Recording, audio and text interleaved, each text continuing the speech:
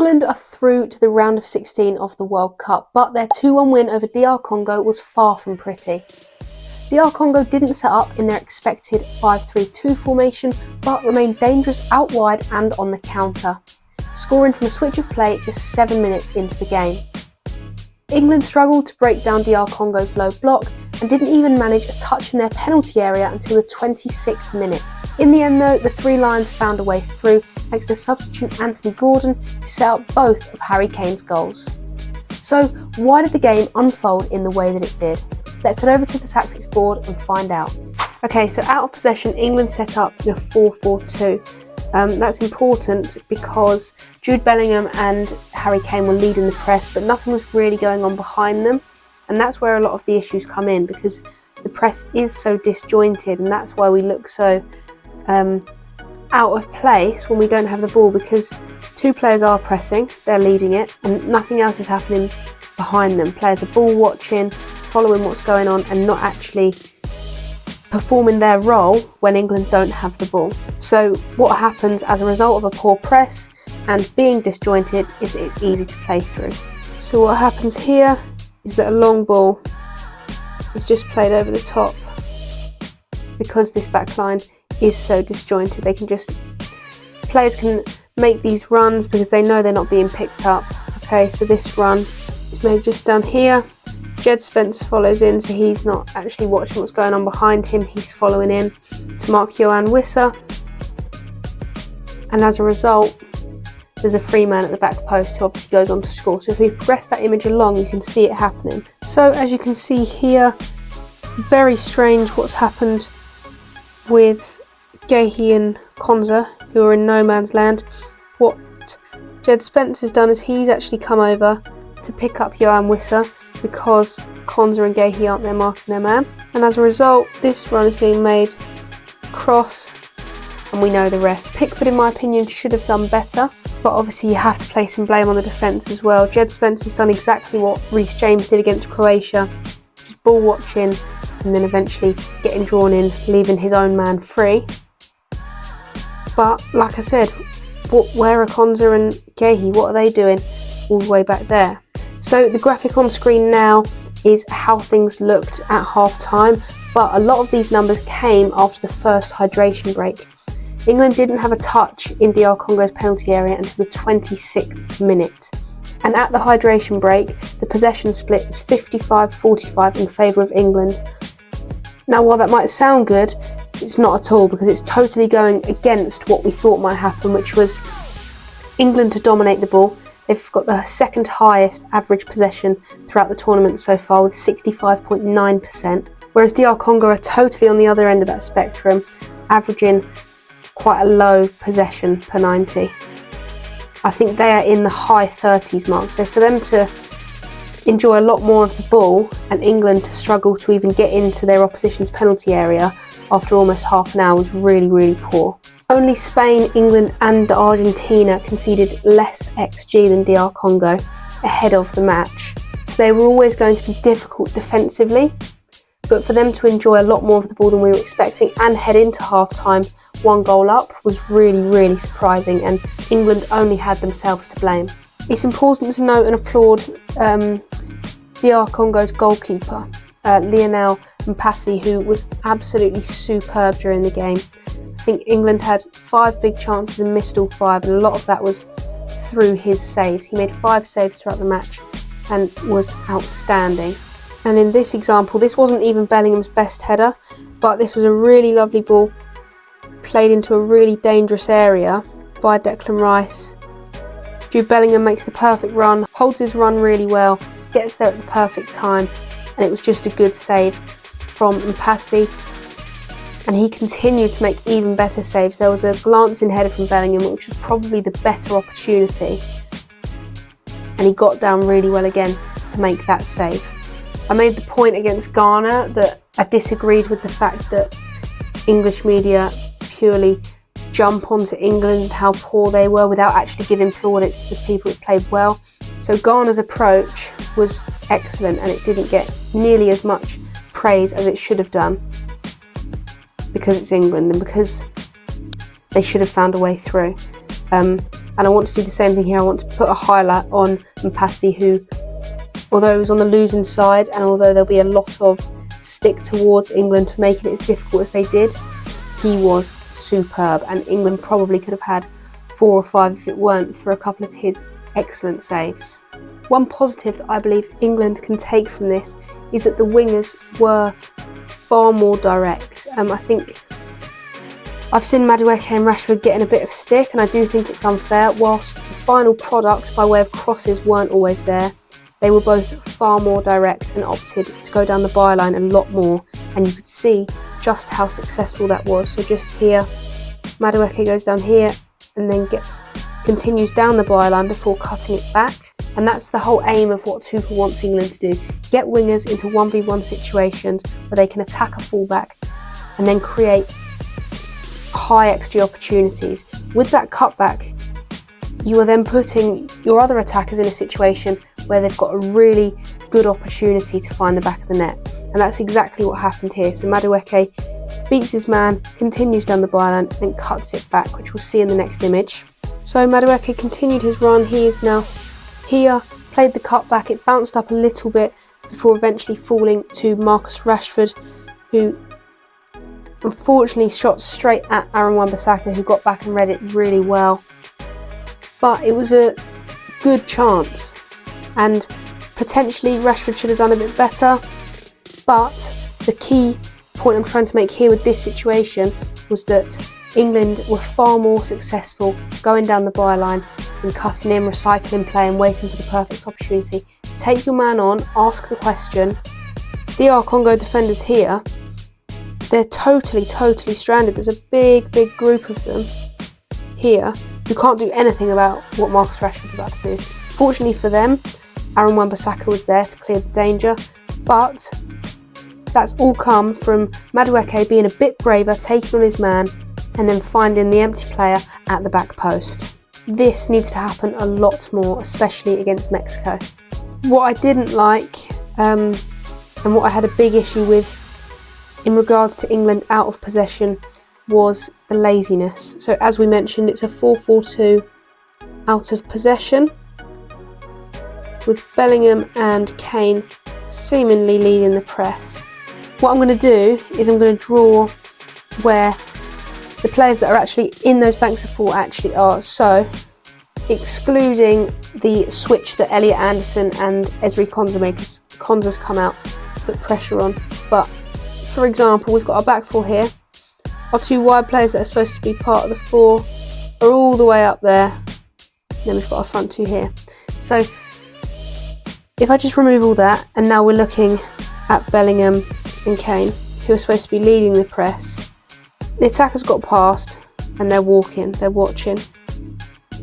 Rashford and Madueke, who are supposed to be part of the midfield line, are walking back. Aaron Wan-Bissaka, I want to highlight on Rashford's side, he's getting ready to make this run, and Rashford is none the wiser. And what actually happens as we progress this move along, you will see Wan-Bissaka was vital too. And overall, throughout the match, England just weren't quick enough in transition. You can't just run when you're going forward and when you've got the ball. This is a World Cup. This is a World Cup knockout match. Regardless of who it's against, regardless of what stage it is, this is a World Cup knockout match. You cannot just run when there's an opportunity to score. You have to get back and you have to support in the defensive moments as well. So, as we can see, Konsa steps out, but what Anderson does is reads that really well and he sits back in to maintain that back 4. But what happens is the ball is switched across over to here. And as I said, this run is made by Aaron Wan-Bissaka, this lovely overlapping run, for them to then exploit this bare left side, and Nico O'Reilly is left all alone. So as we progress it on, as you can see now, this is Aaron Wan-Bissaka just here. And this is Marcus Rashford, still just a little jog back, not fully engaging. So Nico O'Reilly has to come over and cover the man who isn't his. And Wissa makes a lovely run across the front post. And the ball is played across to him. Lovely ball. Wissa really should have doubled DR Congo's lead, and England was so lucky from here. And again, it's just this laziness. Even on the left hand side, you can see the fullback now making the run, and Noni Madueke is still nowhere to be seen. And I know this frame is kind of compact, but the wider image shows Madueke is still walking back. This is not good enough. It's very lazy, and it's incredibly poor. Like I say, you cannot just run when you have the privilege of being able to attack. You have to get back and help your team in moments where they need to defend. And here was a prime example of that. What was slightly surprising for me as the game progressed was that I noticed DR Congo weren't set up in their typical 5-3-2 shape. They actually set up with a back four this time round, with 5 in midfield and then a striker up top who was just out of frame. They didn't go for that back 5, but they still remained really compact and managed to shut out England on a lot of occasions because of how well they were able to transition and get back. That's the difference between DR Congo and England. DR Congo would get back, do what they needed to do all the hard yards in order to protect their goal, whereas England weren't as willing in transition. But of course, we all know what happened eventually. This is the equaliser, and I really want to look at Harry Kane's movement because it is so intelligent.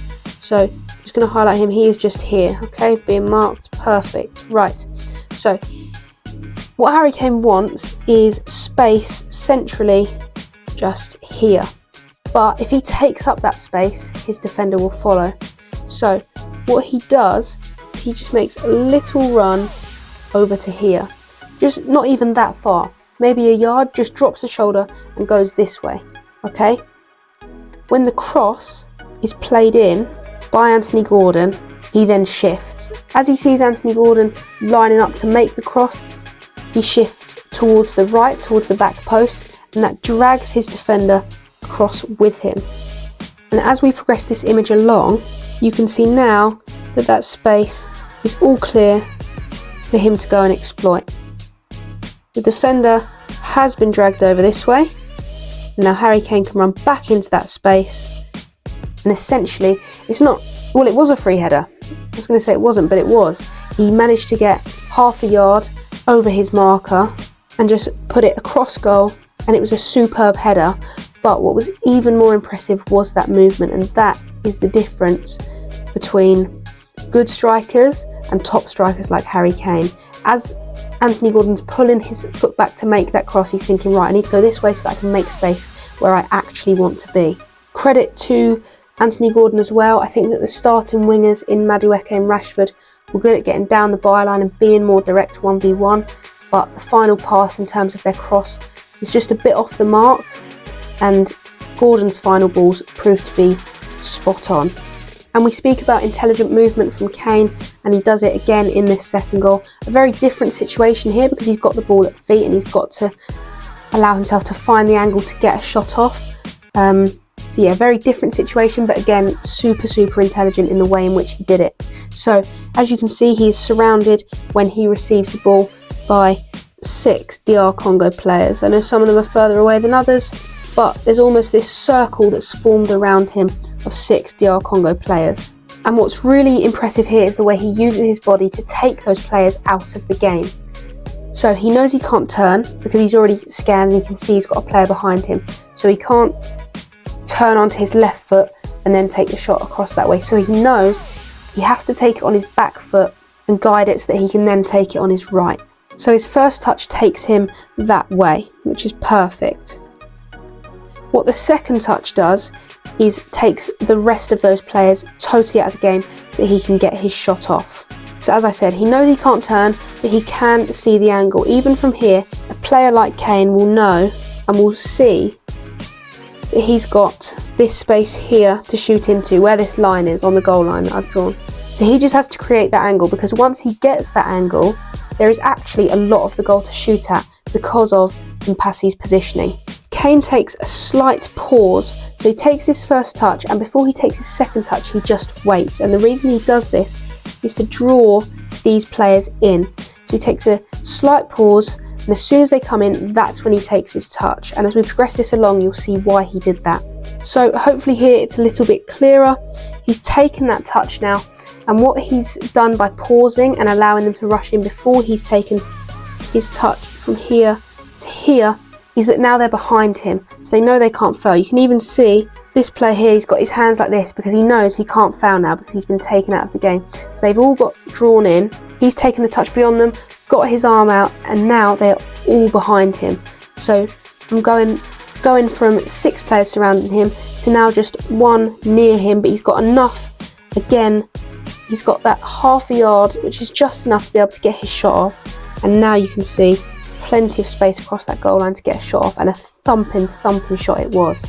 It all happened so quickly, and then there was so much of the goal to aim at.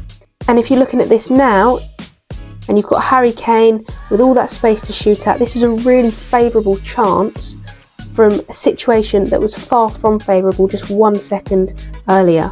To go from receiving the ball knowing you've got 6 players, right, I've got 3 there, I've got 3 behind me, it would have just happened in snapshots. It's like, I can't go that way, I'll have to go this way. Pause, touch, bang. That's all happened in the space of less than a second from these screen grabs, from where he's gone through that entire process, let the shot off and scored. And this is the difference when you are down and out and your team aren't playing well. Having a player like Harry Kane does just win you games, and that's football. Unfortunately for DR Congo, who I thought were excellent, you are never safe when you've got players like Harry Kane leading the line for your opponents. So as I said, far from perfect from an England point of view, plenty that still need to improve, especially against Mexico, who are yet to concede in the tournament. The Azteca await, and the 3 Lions still have plenty of work to do.